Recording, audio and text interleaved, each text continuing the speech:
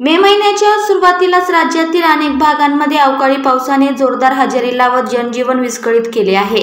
शेतकरी वर्गावर याचा मोठा परिणाम होत असून नाशिक जिल्ह्यालाही अवकाळी पावसाचा जबरदस्त फटका बसला आहे। सिन्नर तालुक्यातील दोन वेगवेगळ्या घटनांमध्ये दोन तरुणांचा दुर्दैवी मृत्यू झाल्याने परिसरात भीतीचे वातावरण निर्माण झाले आहे। नाशिक जिल्ह्यात सलग 9व्या दिवशी अवकाळी पावसाचा तडाखा बसत असून सिन्नर तालुक्यातील दोन वेगवेगळ्या घटनांमध्ये 2 जणांचा दुर्दैवी मृत्यू झाल्याची माहिती समोर आली आहे।